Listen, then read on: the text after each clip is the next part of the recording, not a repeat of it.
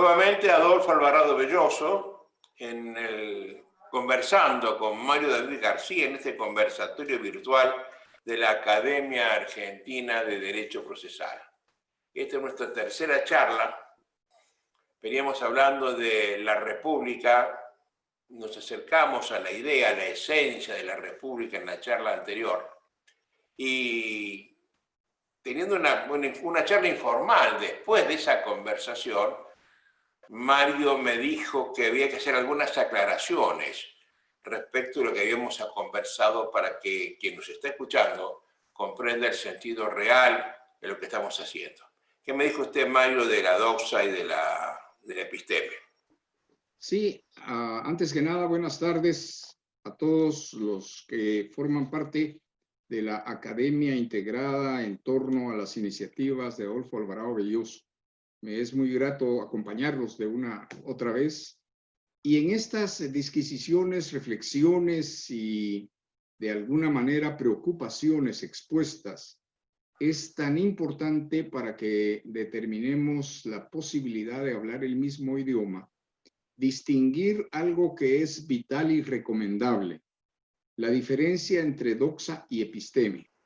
Como sabemos, la episteme es la razón, el objetivo universal y necesario y concentra el conocimiento humano.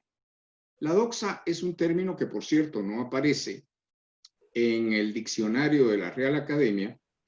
Es un adjetivo, una palabra que viene del griego para contener lo que es la opinión, la reflexión especulativa, lo que no es serio ni es científico. Generalmente, para tristeza de todos los que nos preocupa el derecho, justamente el derecho ha ido desplazándose hacia terrenos de la doxa y es cada vez menos posible encontrar la ciencia en los terrenos jurídicos precisamente porque se ha banalizado, se ha frivolizado muchos de los términos que han surgido con diferentes acepciones, lo cual hace del derecho una especie de torre de Babel.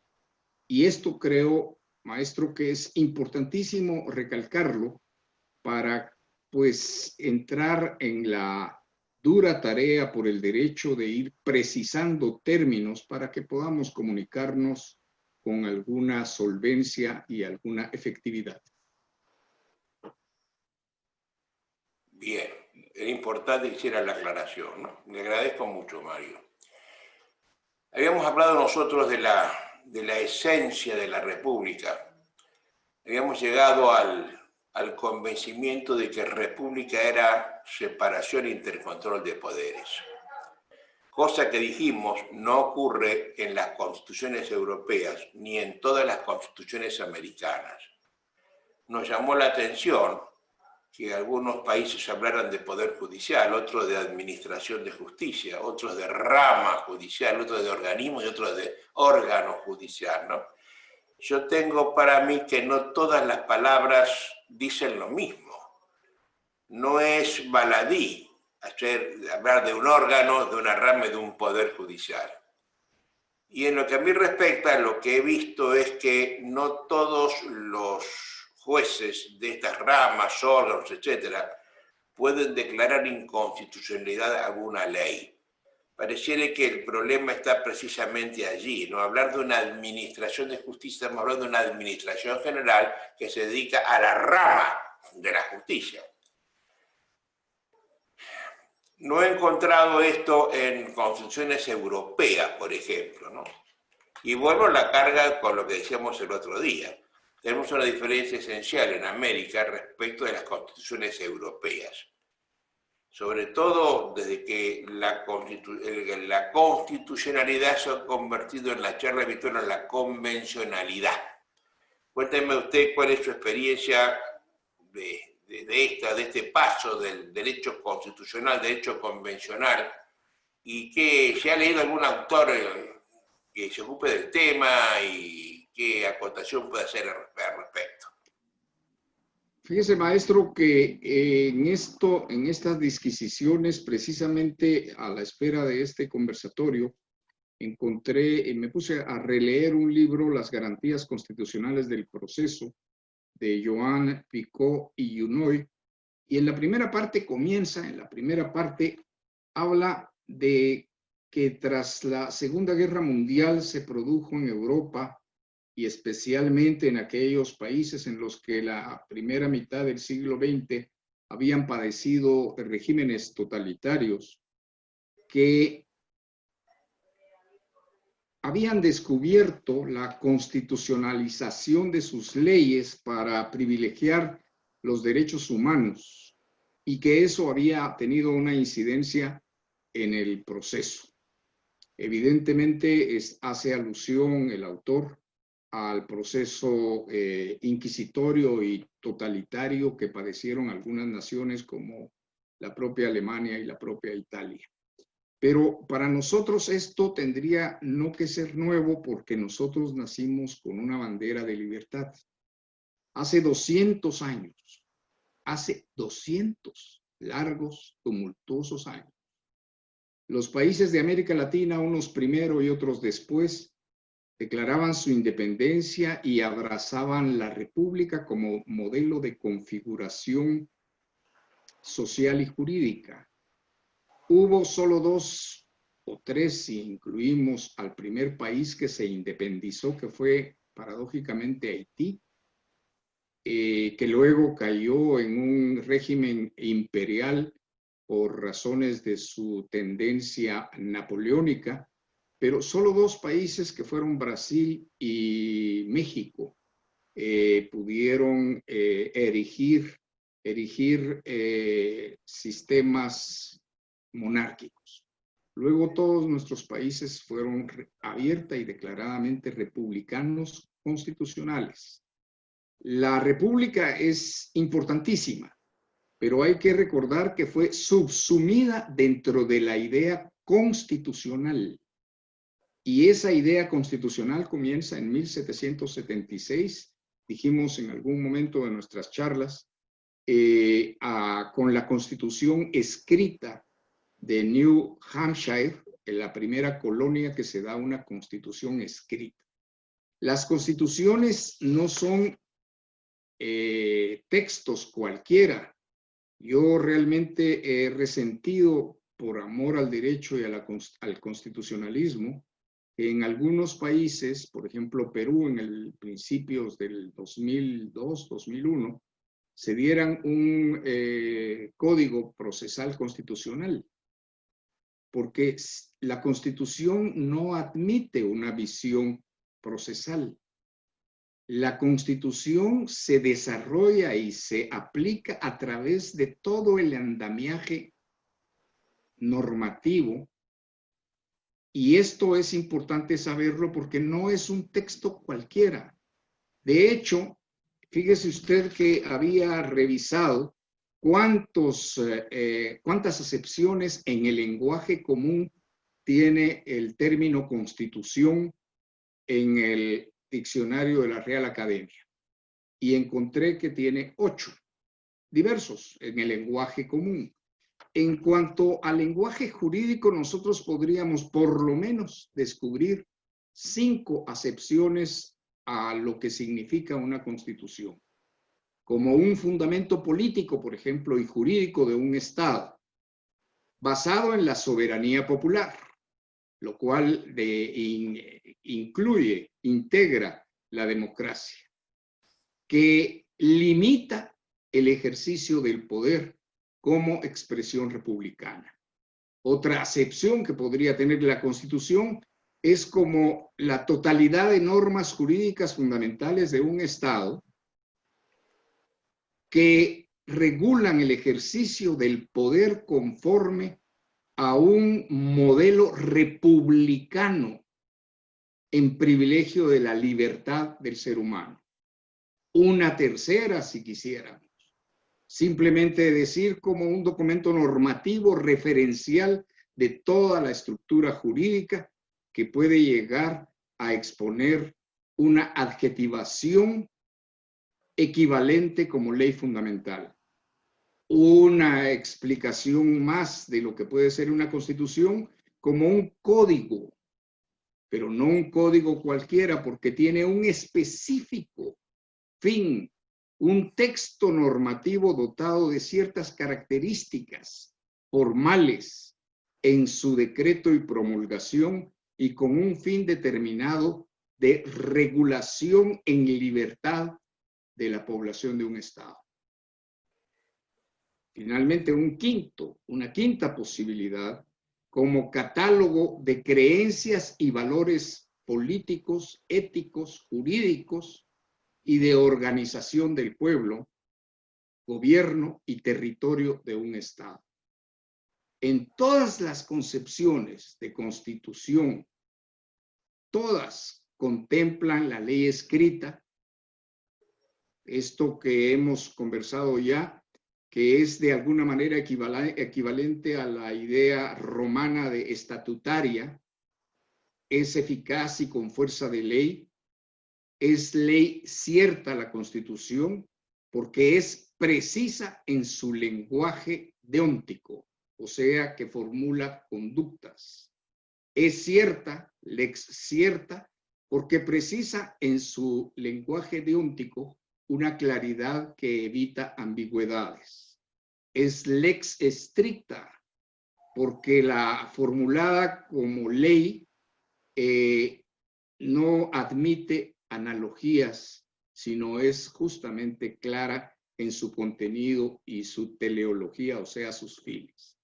Es lex previa, porque es anterior a su aplicación, con lo cual queda excluida la posibilidad de que se permita, por ejemplo, la retroactividad de toda la estructura jurídica de una nación, en tanto como el caso penal no favorezca al acusado o al reo. Es ley eterna. La perpetua legis es poco entendida. Aquí en mi país, en Guatemala, ha sido recurrente escuchar a políticos o incluso presidentes, imagine usted, que dicen ya es necesario reformar la Constitución porque hace muchos años que no tiene reformas. Esto tiene que ver con el modelo de Constitución. Por eso es que cuando usted decía que la Constitución norteamericana, que tiene solo 7 artículos, es eficaz y es un ejemplo, lo es precisamente por su condensación, porque no puede estar normando exhaustivamente a una estructura jurídico-política de un país. Únicamente contiene principios, es principalista la Constitución. Eso sí, por eso es que tiene la pretensión de ser ley eterna, porque no es para un día, para 2 días, es para siempre. Una buena Constitución redactada por constituyentes que sepan, tiene que ser muy breve, muy consistente, porque todo lo que se piensa en ese resumen se desarrolla a través de la ley ordinaria. Muy lamentablemente, escucha Mario, muy lamentablemente todo eso no ha pasado en los últimos años, ¿no? La gente, con distintas ideas políticas, ideas filosofías y distintas ideologías, ha ido poniendo en la Constitución cosas absurdas. Por ejemplo, en una de las constituciones de algún cantón suizo, se prohíbe expresamente que haya una farmacia a menos de 200 metros de otra. O un bar. Hay un cantón que habla de que no puede un bar, una expedición de bebidas a 200 metros uno de otro, ¿no? Es decir, se quiere prohibir a nivel constitucional, evita que haya la viudez. Pero además, en los últimos años y políticas expansionistas, las constituciones están llenas de puras expresiones de principio, ¿no es cierto? Decir, por ejemplo, que todo ciudadano tiene derecho a una vivienda digna. La pregunta es, ¿quién se la va a dar? Estado. Eso para comenzar, porque también, ¿qué significa una vivienda digna? Una vivienda que tenga pileta, que tenga piscina, o que tenga helipuerto. ¿Cuál es la concepción de digna? Pero además se queda como petición de principios, porque esta frase que me acaba de ocurrir, la vivienda digna, está en las últimas constituciones en todas. Y el rancherío está en todas partes. Si nadie se ocupa de darle vida, vigencia, efectividad a esa manda constitucional, ¿no? Nos hemos llenado de puras expresiones de deseos, cuando en el fondo lo que a mí me parece es que si yo tuviera que explicarle a mi nieta chiquitita de qué se trata esto, le diría que es un pacto de convivencia entre el gobernante y el gobernado. Que alguien lo fijó para que todos lo respetáramos. El gobernante va a hacer tal cosa y le reconoce al gobernado el derecho de pedirle tal cosa, de ampararse, lo que fuere. Si lo ve de esa óptica, se trataría simplemente de una regulación del ejercicio del poder mediante ciertas concesiones recíprocas. Pero lamentablemente eso no ocurre, ¿no? Y no ocurre porque, en mi sentir, usted me dirá si estoy equivocado o no, el llamado para mí poder judicial es un contrapoder. Está destinado a ser un contrapoder. No puede ser una cosa más del Estado. Porque tiene que distanciarse de los otros poderes que son los políticos. Si usted bien lo mira, el legislativo y el ejecutivo pueden hacer justicia distributiva. El Poder Judicial solo justicia conmutativa. El Poder Judicial le va a sacar a uno para darle a todos. El juez le va a sacar a uno para darle a otro, a una sola persona. Y eso se ha distorsionado en los últimos años. Los jueces están haciendo política distributiva sin poder hacerlo. Uno tiene presupuesto, no tiene fuerza legal para hacerlo, ¿no? Es una visión muy sesgada del tema, pero me parece que estoy en el buen camino para poder interpretar lo mal que nos ha ido con el constitucionalismo actual, ¿no? Ahora bien, con todo lo que usted ha dicho, uno encuentra pie para algunas reflexiones. Es ciertísimo. En este momento los buenos deseos se plasman en las leyes y más que esto un populismo devastador, porque se ha homologado, se ha integrado a la visión de derechos las necesidades personales que cada individuo tiene la responsabilidad humana y natural de satisfacer. De ahí que se incurra o se caiga en esos términos como vivienda digna, que son difíciles de definir qué es una vivienda digna para la generalidad de seres humanos, para comenzar. Pero también hay otros aspectos torales, donde la academia, por ejemplo, tiene una tremenda responsabilidad. Que se redacten malas constituciones o malas leyes, hay una incidencia y una responsabilidad de la que nadie ha hablado, de las escuelas de derecho, por ejemplo, donde usted encuentra muchos profesores que abandonan el conocimiento jurídico y son meramente activistas políticos. Y eso también ocurre en la judicatura. A la larga, la calificación de contrapoder para el Poder Judicial creo que se ajusta, pero también desde esa visión podría ser contrapoder el Ejecutivo y contrapoder el Legislativo, porque precisamente la separación de poderes lo que obliga es que a cada poder sea vigilante de los otros poderes. Y en ese sentido de vigilancia, se constituyen en contrapoderes. El gran drama es cuando los tres poderes o van a una misma línea o un poder emerge sobre el resto. Y la gran paradoja en América Latina de hoy es que un poder que no es ni representativo de la soberanía popular, ni representativo de la voluntad expresada en urnas, por lo tanto no es democrático, está emergiendo como el gran poder dictatorial sobre el ejecutivo, el legislativo y el judicial, y me refiero concreta y claramente a los tribunales constitucionales, porque a la larga, en la estructura jurídica de cualquier país, todo termina siendo constitucional. Y si hay un grupo, un tribunal, una corte que se integra para determinar y para tener el monopolio de decir qué es una constitución, imagínese usted, es un totalitarismo con apariencia democrático-republicana y jurídica que no lo es simplemente un totalitarismo como cualquier otro. Esto es un hecho. Y hay casos espectaculares, incluso sin tribunal constitucional, sino con sala de lo constitucional dentro de la Corte Suprema de Justicia, como el caso de Nicaragua, donde esa Cámara Constitucional, imagínese usted que decretó inconstitucional la Constitución. Y esas cosas, cuando uno las ve, pues uno se ríe, pero al final dan ganas de llorar porque es no entender los grandes beneficios y virtudes que es para el ser humano, que es libre por naturaleza, darse una constitución. Y usted mencionó algo que es importante, y es importante también darle contenido. Dijo, la constitución en últimas es un pacto entre gobernantes y gobernados.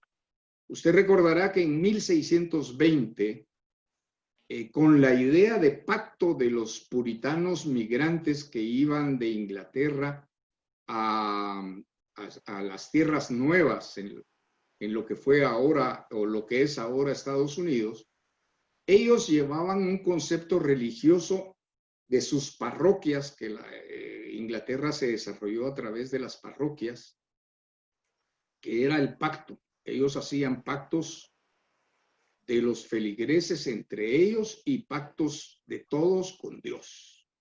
La idea famosa del hebreo berit, que está contenido incluso en la Biblia, de pacto del fiel con Dios. Pues la idea pactista no viene de Rousseau, no, esto es realmente de la religión, como ocurrió en tiempos anteriores a la República Romana, con el fas y el ius. El fas era fuerte y de alguna manera el derecho siempre estuvo imbricado, estuvo íntimamente ligado a creencias religiosas. Pero cuando el Mayflower en 1620 llega con bandera británica a las costas norteamericanas, antes de descender, antes de desembarcar, alguien propone que firmen un pacto. Porque lo interesante es que en tanto estuvieran en la embarcación con bandera británica, estaban sometidos al orden por decisión del capitán del barco que aplicaba la normativa británica. Pero ya en tierra podía ser la lucha de todos con todos, y en los en las cuarenta y tantas personas que iban en la embarcación, pues había de todo. Incluso habían malhechores. Entonces se obligaron todos, se redactó un acta, un pacto, y se eligió incluso quien iba a gobernar ya en tierra. Ese es una bellísima insinuación de lo que terminó configurándose como una constitución. Precisamente porque venían huyendo de poderes omnímodos, de poderes transpersonalistas, de poderes autoritarios de la corona, es que la gente que llegó con espíritu de libertad, pero no para repetir los mismos esquemas. Por eso es que la Constitución nace como límite al ejercicio del poder, y un límite severo, porque es bien sabido, incluso está acuñado en algunas reflexiones que son famosas, de que todo el que tiene poder tiende al abuso del poder. Y por eso es que una constitución tiene que ser principalista, solo principios. Ahora, en las disquisiciones de pura doxa en el campo del derecho, hasta se discute qué es un principio y se hacen 500,000 principios. Y ni siquiera, pues, que lean la Biblia, aunque no sean religiosos, y vean el Génesis. Es el principio de todas las cosas. El principio es, como usted decía, y lo escuché yo varias veces en alguna aula de nuestra querida Universidad Nacional de Rosario, decir, un principio es el que principia algo. No está un principio en el desarrollo de algo, es en el principio, es lo que comienza. Y así son las definiciones un poco más pulidas, pero con el mismo contenido. Un principio es lo que principia. Una constitución es principalista porque es lo que comienza un Estado, es lo que estructura un Estado, organiza un Estado. Y esto es vital saberlo porque una constitución no puede servir jamás habiendo contenido en los principios republicanos para llamar a un Estado totalitario, como pusimos el ejemplo un día de estos de la Unión de Repúblicas Socialistas Soviéticas, o bien otros esquemas de gobierno totalitarios, autoritarios, transpersonalistas, que se autodenominan república, lo cual es una imprecisión que yo le digo llega al escarnio y a la infamia. Oiga, Mario, usted me lleva a que yo recuerde otra cosa. Yo fui nombrado juez en la década del 60, comenzando en la década del 1960, 60 y tanto fui juez. Y recuerdo un poder judicial serio, honesto, trabajador. En ese momento se puede decir que un juez de mi ciudad, por ejemplo, era desidioso o que era moroso, pero nunca un juez que tenía otra calificación fuera de esa, ¿no? Una que rayana en la amoralidad. Me gusta, un día encontré una frase muy linda en las partidas, que el rey Alfonso le pide a los jueces que sean mansos. La palabra es muy linda, ¿eh? Y en algún momento se habla de la secular mansedumbre del oficio. Y da las razones el rey por qué el juez debe ser manso, ¿no? En la década de los 80 la cosa cambió. Me gusta recordar siempre que cómo me llamó la atención el comienzo, las primeras partes, las primeras páginas de una maravillosa novela de Vargas Llosa que se llama La conversación en la catedral. Catedral es un bar de la ciudad de Lima, están conversando dos personas, uno es el autor, el otro un tal de apellido Zavala. El autor le comienza el libro diciendo una conversación en la catedral. Y dice, oye, Zabalita, le pregunta, ¿en qué momento se jodió el Perú? Qué linda frase para empezar una novela, ¿no? ¿En qué momento se jodió el Perú? Y de ahí la novela. Yo querría emularlo a Vargas Llosa en esto. ¿En qué momento se jodió la judicatura americana?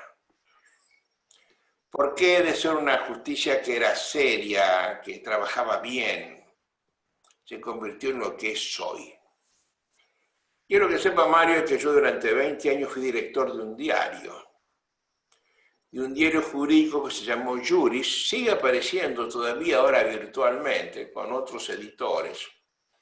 Yo lo codirigí con un notable jurista civilista argentino que era Roberto Brevia durante 10 años, y lo dirigí solo durante otros 10. Y en esos casi 20 años me habré leído, no sé, miles de sentencias. Había que publicar sentencias y de todos los fueros, de todas las materias, y había que darles una forma para hacer un abstract, sumario lo llamábamos nosotros, que no se publica en la cabeza para saber de qué se trata.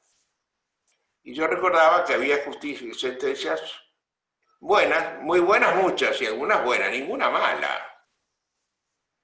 Y si no, se abstenía de ser publicadas. Nunca las recibí, sentencias malas, bien redactadas, bien pensadas, bien motivadas, sin estudiar argumentación, sin saber las cosas que hoy se saben, ¿no? Y en ese momento la Constitución la aplicábamos en los tribunales con competencia efectiva para eso, pero era muy difícil que alguien lograra una inconstitucionalidad. Mi país en ese momento solo por vía de excepción, y no era un tribunal único, sino un tribunal difuso, pero con apelaciones posibles, hasta un tribunal único, la Suprema Corte de Justicia de la Nación, que era la que en definitiva decía quiero no inconstitucional para el caso concreto, ¿no? Nunca tuvo efectos derogatorios en la Argentina de la ley. Pero en la década de los 80 comenzaron a aparecer tribunales constitucionales. En Argentina un importante constitucionalista que se desesperó por hacer eso e insistió. Afortunadamente nadie profeta en su tierra y nadie lo escuchó. La Argentina es el ejemplo de que no hay un tribunal constitucional a pesar de que haber salido de acá la idea, que por supuesto funcionó en Guatemala, en Chile, en Colombia, en varios lugares. Donde funcionó, ocurrió la respuesta a la pregunta de Vargas Llosa. Se jodió la administración de justicia, se jodieron los poderes, se jodió la judicatura. Porque empezaron a trabajar desde los tribunales constitucionales a regular esas peticiones de principios que yo le hablaba al comienzo, y terminando en hacer precedentes obligatorios y legislando con carácter general, como pasa en el Perú. Esto sobre pretexto de que con eso se ahorra energía y se ahorra tiempo. El principio de economía hace, si alguna vez esto va a llegar hasta aquí, desde ya decimos que todos los jueces del Perú tienen que aplicar este criterio que lo fija el Tribunal Constitucional y que por ende es ley. Pero además, como ocurrió en Colombia, se dan unas paradojas terribles, porque hay supremas cortes de justicia en todos nuestros países. Y al lado funciona una Corte Constitucional, que, atención, tiene competencia para revisar la sentencia de las Supremas Cortes de Justicia, con lo cual, ¿cuál es la Suprema Corte? ¿El huevo o la gallina? ¿Cuál es la Corte Constitucional de verdad, la Constitucional o la Suprema Corte? Y eso ha generado roces infinitos, eso ha generado peleas terribles, y eso se ha volcado en la jurisprudencia reinante de nuestros tribunales. Y hoy no tenemos esa jurisprudencia juiciosa, serena, mansa, de la que yo le estoy hablando en la década del 60 y del 70.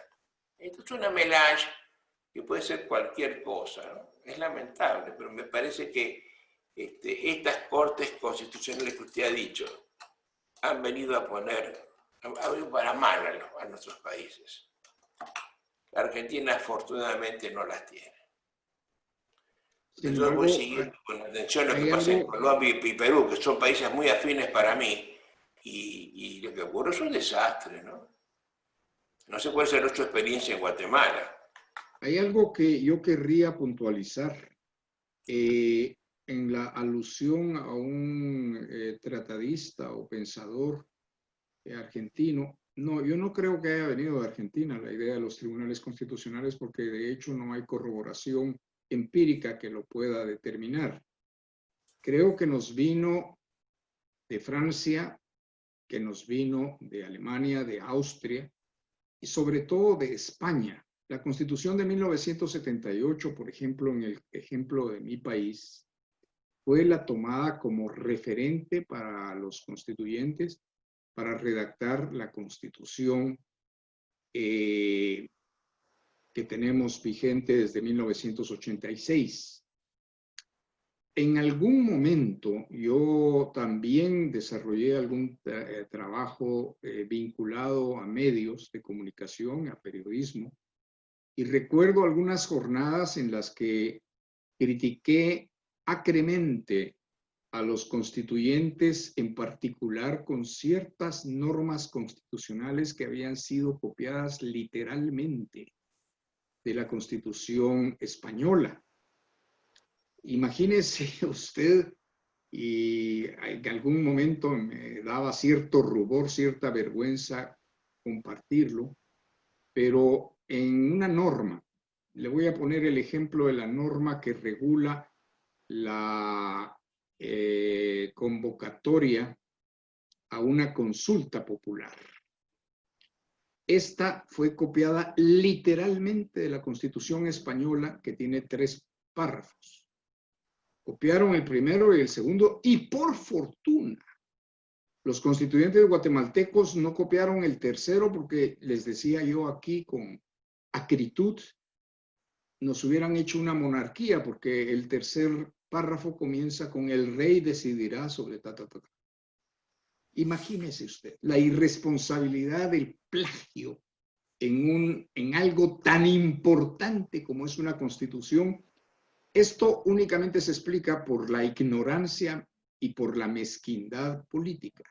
No llegan las personas que deberían de llegar. No hay la responsabilidad primaria de reconocerse que son incapaces para un determinado trabajo y sin embargo lo asumen. Y yo he visto en esta debacle ausencia de responsabilidad y concepto ético de la política, que se ha ido degenerando de una manera realmente sin ningún límite.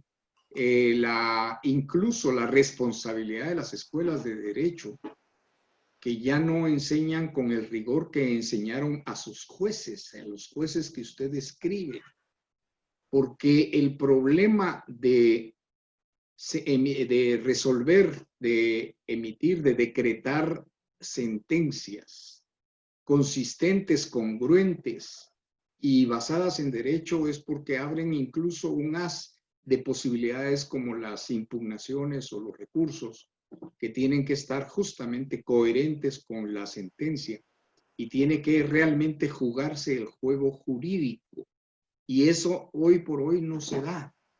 Nosotros tuvimos, con la experiencia del Tribunal Constitucional, que le dijera yo, un injerto de una serie de ideas y una indefinición que pervierte hoy toda la administración de justicia. Cuando se habla fácil de la jurisprudencia en nuestra tradición jurídica era muy limitada. La jurisprudencia es la prudencia en el derecho, es la sabiduría del derecho, y la formulaban los pensadores del derecho como tipo Ulpiano o Modestino, no los jueces. Los jueces decretaban sentencias, pero no eran obligatorias en su seguimiento por otros jueces. Ahora son obligatorias las sentencias, particularmente del Tribunal Constitucional, y esa bicefalía que usted menciona es promotora de anarquía y de una situación que es totalmente contraria a lo que son los fines del derecho y los fines de la Constitución y los fines de la República Constitucional. Hoy por hoy, el error es fuente de derecho porque hay una cantidad enorme de fallos del Tribunal Constitucional que contienen errores, pero flagrantes, y yo le diría deliberados, dolosos errores. Además, no tienen sustento democrático en cuanto a la soberanía del pueblo para designarlos. Y esto de la soberanía que vemos también que ha sido desgastada por todas las ideas de Europa y como consecuencia de la Segunda Guerra Mundial, hicieron formularles el neoconstitucionalismo, los tribunales constitucionales y toda una elaboración de que la soberanía ya no son de los pueblos, sino es de la comunidad internacional. Es absolutamente absurdo porque a nosotros nos dejan el aire. Si nosotros entendemos que un pueblo soberano es porque es soberano, se da una constitución, establece una república para evitar el avasallamiento de los gobernantes en detrimento de la libertad individual, entonces, ¿cómo vamos a quitar la soberanía? ¿Qué esquema estarían formulando para hacer una soberanía compartida? Es realmente absurdo. No tiene sentido jurídico. Por eso, y le cuento que he estado empeñado en ir pergeñando una que otra cuartilla, para elaborar mi primer tomo de Tratado de la Ciencia Constitucional como epistemología constitucional, para por lo menos desahogarme en concretar ideas que rescaten o que propendan al rescate del derecho primigenio, del derecho ese que permitía que viviéramos en paz, que pudieran ser previsibles los juicios. Con usted conversé alguna vez con tiempo allá en Rosario sobre la impresibilidad de los procesos hoy en día.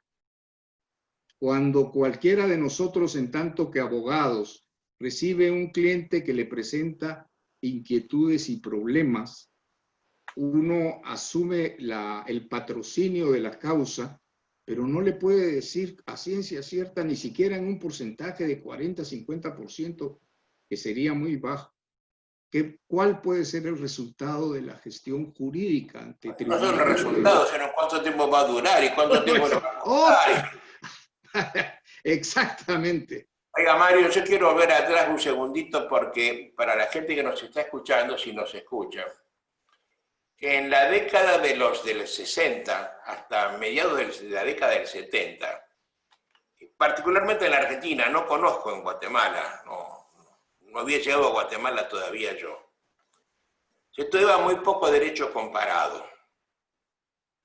El derecho comparado en mi facultad, una facultad seria, era una sola materia al final de la carrera, que tomaba un poco de comercial, de civil, de lo que fuere, ¿no?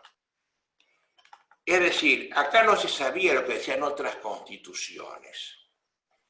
Yo tuve la suerte de conocer la Constitución Española del 78 porque di una charla enseguida. Yo estuve presente con una invitación que nos hizo don Juan Montero Aroca al Poder Judicial de Valencia. Fuimos con Lino Enrique Palacio y un grupo de profesores de América Latina a dar unas charlas a la Universidad de Valencia, y allí se estaba dando la Constitución, y ahí aprendí yo cómo se empezó a hablar del Consejo General de la Magistratura, que yo critiqué severamente. Lo haremos en otro momento, seguramente, pues esto se está demorando mucho.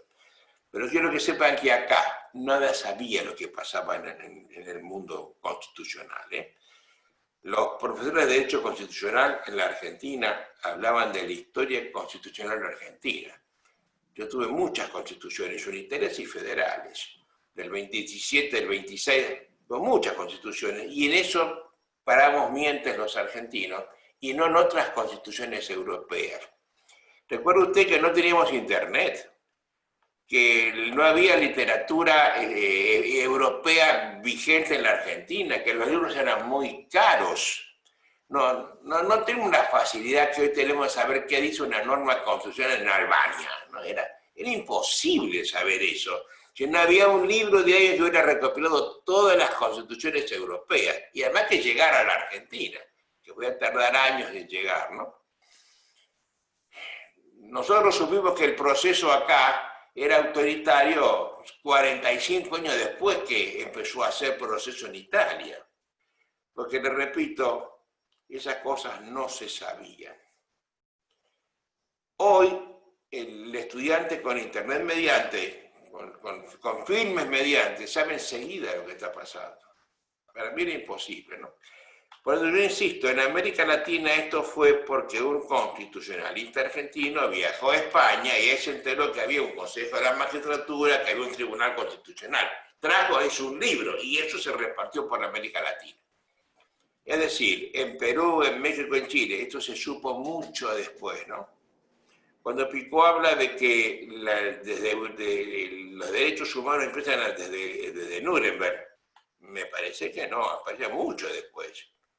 Aparecen pensando en Nuremberg, pero después de soportar dictaduras terribles en Argentina, en Chile, en todas partes, ¿no?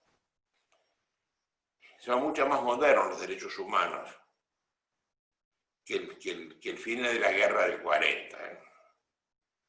Cuando el eje formado por Japón, Italia y Alemania se rinde ante los aliados, Francia, Inglaterra, Estados Unidos y Rusia. De allí aparece un nuevo derecho, el derecho del vencedor, disfrazado en juicios. Pero atención, los nacimientos del nuevo derecho son muy posteriores, ¿no? Que no venga Picó a decirnos que ahí comienza el nuevo derecho, ¿no? Aparece mucho después, muchos años después, y se lo remonta, es entonces lo que se empieza a pensar entonces. Picó es un hombre joven. Pero yo de mi niñez recuerdo todavía los noticieros en blanco y negro que aparecieron cuando firmando la rendición el emperador Hirohito, ¿no? Yo recuerdo, tengo la visión. Con los años he sabido que quien firma la rendición por Italia es Dino Grandi, que era el guardasellos de Mussolini, precisamente el que firma la relación al rey que yo tanto critico, y que el profesor Franco Cipriani mostró que era una cosa terrible, ¿no? Oiga, yo quiero volver. ¿Cuándo se jodió el Perú? ¿Cuándo se jodió el Perú? Se jodió el proceso con los tribunales constitucionales. Y se jodió cuando nació lo que en la Argentina se llama el activismo judicial. Esto es la moneda constante en la Argentina. Los procesalistas argentinos están todos a contrapelo de las constituciones. La constitución de raíz sajona, diríamos que es no sajona, es la idea que aparece en los peregrinos que aparecen luego en el Mayflower, ¿eh? Pero tenemos derechos, del derecho normal, el ordinario, el constitucional europeo, todos derechos monárquicos, todos derechos contradictorios, y ninguno tiene que ver con la Constitución argentina, que es republicana. Esto lo he descubierto a la vejez, y nos va mal, Mario. Yo recorro América Latina y la justicia está mal en México, en Guatemala, en El Salvador, en Honduras, en Nicaragua, en Ecuador, hasta en Argentina. En todos los países la abogacía seria se queja de sus jueces. Los jueces se quejan de los abogados. Nos adjudican el mal de la morosidad. Hay un divorcio entre la abogacía seria y la justicia seria. Yo tengo mucho pudor con las cosas que digo y mucho dolor, porque yo estoy a favor de los jueces. Mi hija es juez, yo fui juez toda mi vida, yo sigo hablando todavía nosotros los jueces. Tengo mucho dolor cuando me dicen, los jueces son todos una banda de... Y eso nos lo hemos ganado. Nos lo hemos ganado con la indiferencia judicial a los problemas de la gente. En una charla que di el otro día sobre el empoderamiento de los jueces, dije que en el dintel de la puerta de los juzgados una frase que dice, yo me muero, me río de los intereses judiciales, ¿qué me importa, no? Y yo creo un qué me importismo importante en la justicia, que nos duele a todos, ¿eh? Eso ha hecho que yo cancele mi matrícula abogadil por hartazgo. Y eso es que usted esté litigando a contrapelo de lo que usted tendría que hacer. Se está dedicando a la cátedra, a la política, pero no a estas cosas, ¿no? Oiga, mire, yo pensaba en una charla desorganizada, pero no demasiado desorganizada, porque vamos saltando de una cosa a la otra. Pero es lo que yo elaboro una charla de café, ¿no? Sin bebida al frente. Pero uno terminamos divagando. Pero tiene ventajas, maestro, por varias circunstancias o situaciones que se dan hoy. Por ejemplo, cuando usted se pone a escribir un nuevo libro, sabe que la lectura en los nuevos abogados o en los estudiantes está disminuida. La degradación no ha sido solo en el ejercicio de la profesión o en los tribunales o en la visión de las estructuras legales de un Estado, sino es bastante general, es una situación complicada la que vive, yo le diría, la humanidad. De alguna manera, alguien tendría que emprender el balance y el inventario de consecuencias de la Segunda Guerra Mundial, que creo que fue peor que el propio conflicto bélico, porque ha dado en el campo del derecho la posibilidad y el impulso a una degradación que seguimos pasando. Las ideologías han hecho tremendo daño. Allá en Panamá conversamos con usted que precisamente tras la finalización de la Segunda Guerra Mundial y luego la implosión de la Unión Soviética, cuando ya salió el glasnost y la perestroika, ya angustiados, creyentes en esa idea totalitaria, fueron y encontraron todavía vivo a Carl Smith, quien incluso es enseñado en muchas de las universidades por razones hasta religiosas.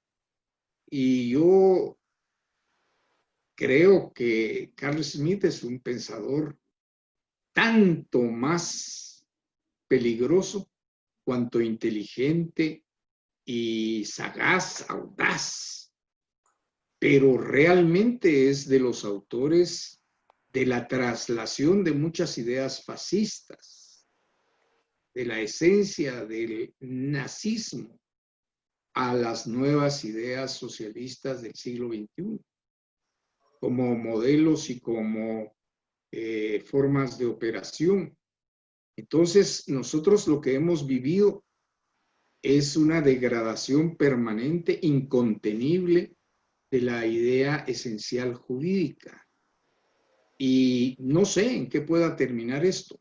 Lo que sí le puedo mencionar como experiencia personal, yo hace muchos años terminé la carrera de Derecho en el año 72, imagínese usted, y me sentía inconforme con el ejercicio en aquel año de la carrera que amo, que es el Derecho, que es el de ser abogado. Guatemala somos abogados y notarios en uno. Y entonces me refugié en estudios de periodismo en Francia y luego en economía en la licenciatura y administración de empresas en la maestría.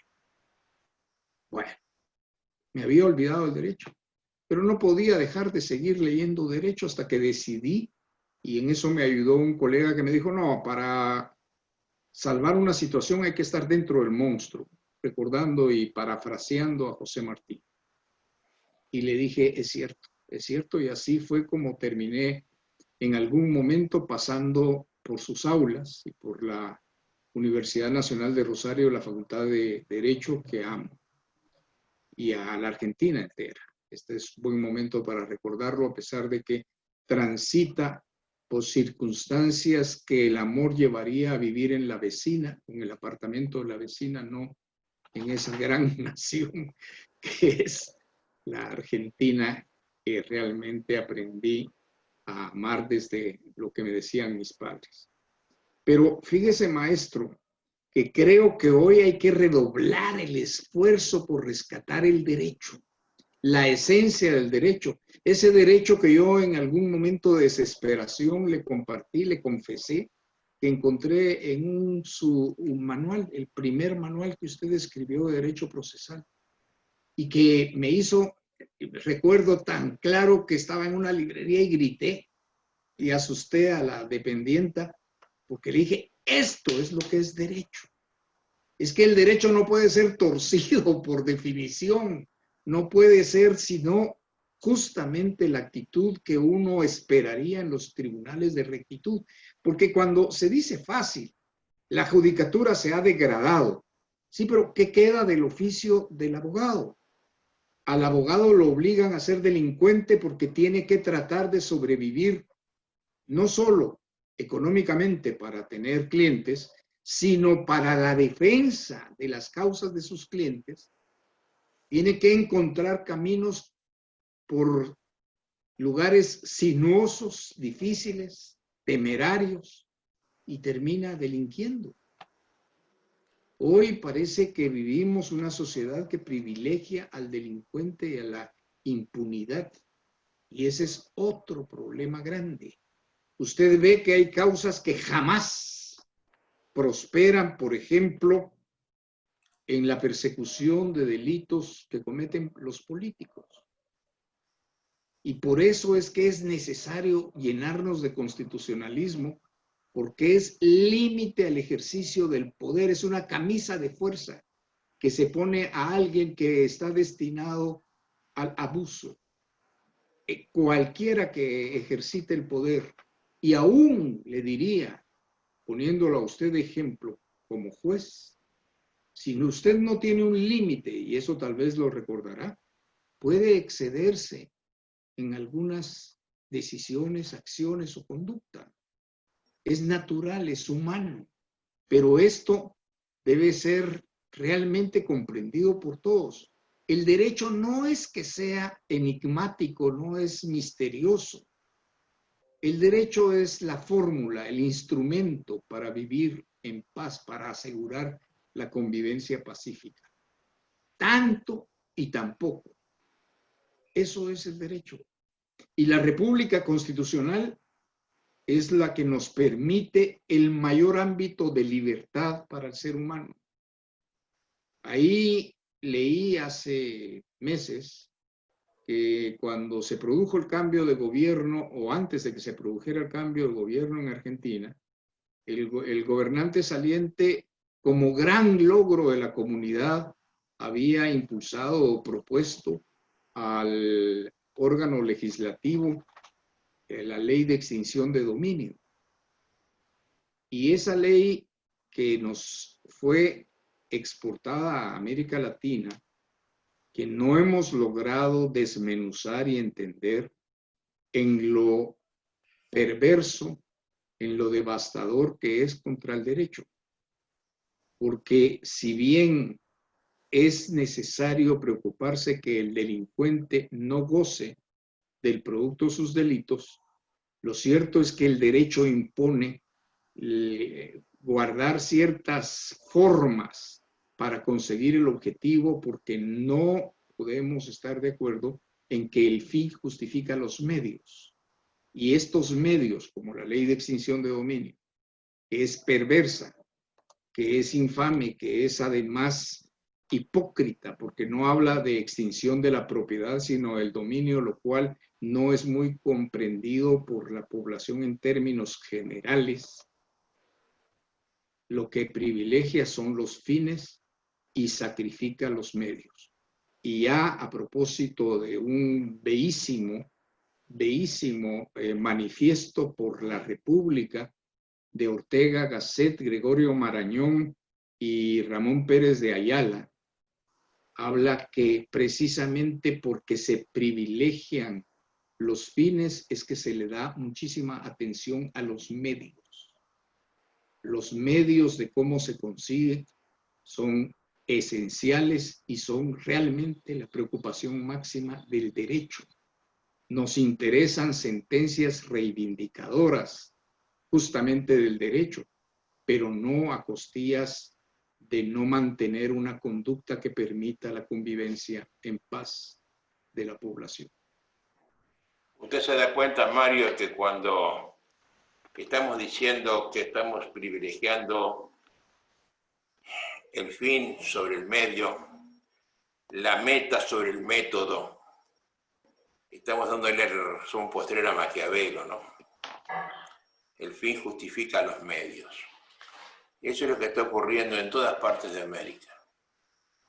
Pero no solo a Maquiavelo, también recuerde que el manual de la formación, y esto pues es tal vez pues no es tan difundido, pero la formación de los sacerdotes, particularmente del pensamiento jesuítico, hay un manual que todavía tiene cierta vigencia, que es la esencia, y lo ponen hermoso, como todo, porque es: el fin justifica los medios de las causas de Dios. Suena hasta poético. le da validación a la destrucción de los medios que precisamente porque nos importan los fines es que privilegiamos los medios.